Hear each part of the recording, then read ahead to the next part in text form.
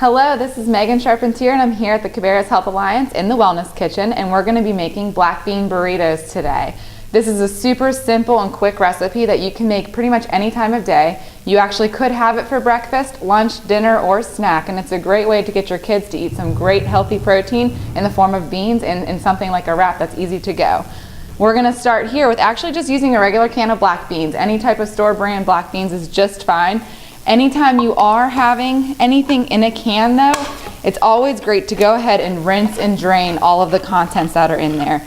That'll help get off the extra sodium that might be packed in this can just to help preserve it on the shelf. So we have our black beans here, and I'm just going to go ahead and dump them into a colander in the sink and run some water over them to go ahead and rinse them off.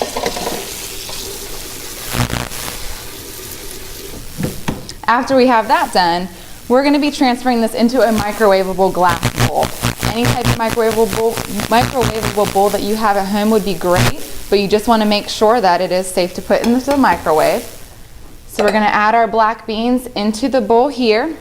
We're also going to be adding a cup of corn. You can go ahead and use canned, fresh, or frozen, but again, if you are going to use canned, make sure you rinse and drain it in advance. The corn, if it's frozen, does not have to be thawed because we are going to throw it into the microwave, and it's going to be super simple to add to that. So we'll add our cup of corn, and we're also going to be adding a half a cup of salsa. Any type of salsa will do, so if you do like an extra kick, that is just fine. We have a half a cup here of just a mild salsa that we will add, and it's just going to help give that extra flavor that we like to have in our black bean burrito. So we have that there, and I like to mix it all up before putting it into the microwave just to make sure all the flavors are absorbing. So we'll just go ahead and take that, mix the bowl together here, and we're going to microwave it on high for about 2 minutes. It doesn't need to be very long. We're not needing to cook anything. Everything is already obviously cooked in this bowl. It's an alternative meat protein. Here is a black bean, the corn, and the salsa, so we'll pop that in for about 2 minutes.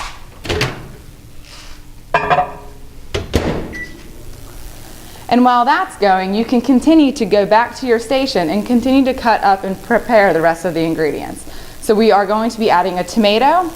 We're going to be adding about 2/3 cup of cheese, as well as some cilantro. So you could go ahead and use dried or fresh cilantro. Whatever you have on hand or whatever you have in your pantry will be just fine. If you aren't a fan of cilantro, feel free to go ahead and use any type of spice as a substitute. Cumin would be great, or even cayenne pepper or red pepper flakes if you're looking for a kick that you want to make sure you're adding to your burritos. But we will use some cilantro today. So I've just washed one of our small little tomatoes here. You don't need a whole lot because we're just going to be adding them to each of the wraps.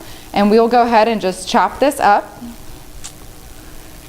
And this is just going to get us some more, produce in our regular diet. We always want to see how we can add a little bit more vegetables to anything that we are eating. It's always a great idea to have extras whenever. And with something like this, if you didn't like tomatoes, you could certainly go ahead and add broccoli or spinach or anything else that you might have on hand or that your family enjoys to have in a wrap. These are going to be based on preference, and of course the recipes will be included with you guys to take home if you wanted to pick one up in the waiting room or online, but know that it's more of a guide, and it's great for you to go ahead and substitute wherever you feel necessary. So we have about 30 seconds left in our microwave. In the meantime, you can go ahead and get whole wheat wraps ready to go. We have 4 whole wheat wraps that this will fill, and they'll be pretty large wraps for you to have. So depending on your family, you might need to make sure that there's a few more or make them smaller, and we'll be cutting these in half. So just making sure these are a whole wheat ingredient. You want to make sure that that ingredient list on the back doesn't say that it is a whole wheat wrap. And we're going to go ahead and be filling this with the bean mixture, as well as the tomatoes, cheese, and a little bit of cumin. So let's get this out of the microwave. It's not too hot, wasn't in there for too long. So halfway through here, we've got our bean mixture. It looks just the same as when we put it in. We're going to go ahead and add our cilantro right into this and mix that up as well. And again, if you were using fresh, you would just want to chop up the leaves a little bit so that way they're not overbearing, I guess, in each bite. And what we're going to be doing now is literally going ahead and rolling our wraps into our little burritos. So it's great to go ahead and take about a good spoonful here. I like to go ahead and, place it across. We'll take some of the tomatoes that we chopped up and sprinkle those on top as well. And last but not least, we will add a cheese to it. And we just have regular cheddar cheese, up to you what kind you would prefer. But if you sprinkle a little bit of cheese on top,